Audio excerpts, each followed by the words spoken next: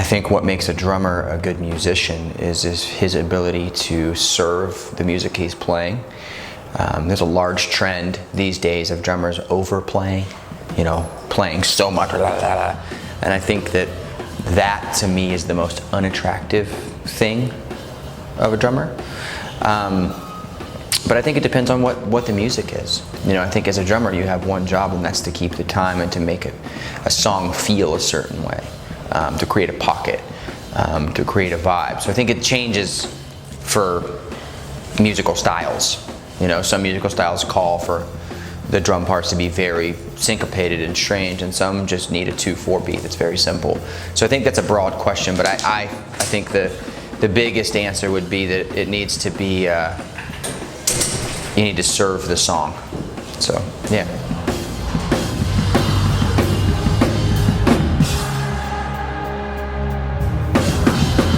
And people have different interpretations of groove. The way I hear something, a different drummer may hear it completely different. He may hear the snare on the 3 instead of the 2 and the 4. He may hear it pulled back a little bit, or he may hear it with a kick drum on the ands only. So I think that it's different for every drummer. I think groove is a feeling, it's a vibe, but I think that you can't categorize that like overall. I think it has to be per drummer. So, yeah.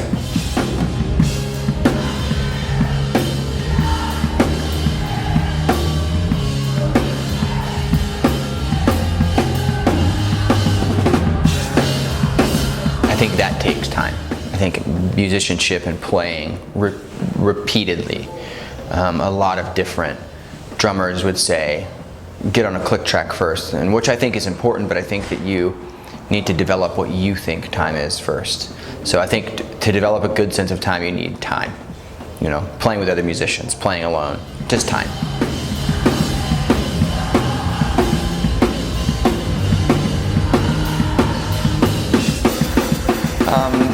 It's like anything else. It's like eating food. If you start with, you only eat McDonald's ever, you're gonna only know what McDonald's tastes like. So I think with music, you just keep listening and keep playing to different things. If you've never heard jazz, you should listen to jazz.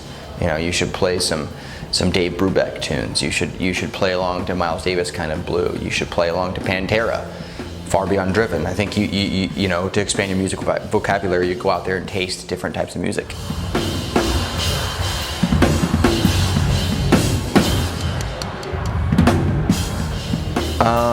It differs. I play every day. It just depends.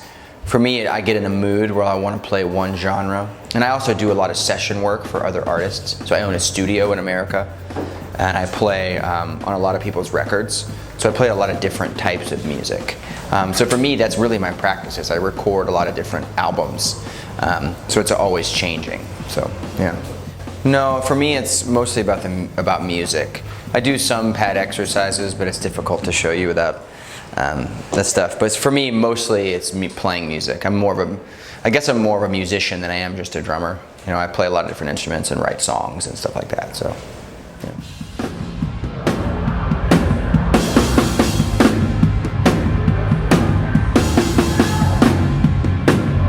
I think a paradiddle is the first thing.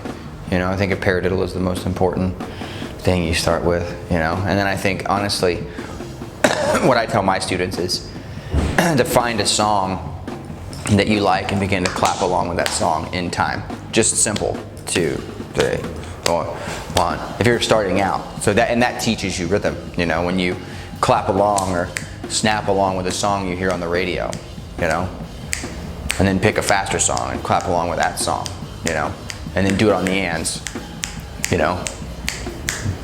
and then begin to take out notes and just do it on the 1 and the 3. You know what I mean? So I think that you can learn rhythm without a drum set. So I think that's the first thing really for people is just tapping along to songs.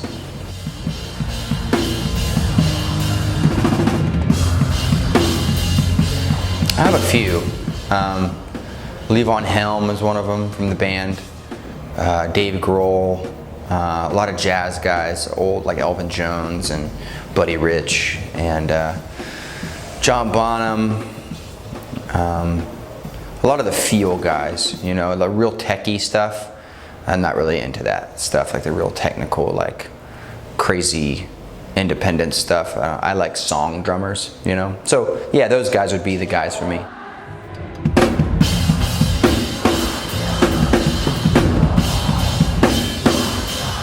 Hello, my name is Aaron Gillespie from Under Oath. It's good to be in Russia.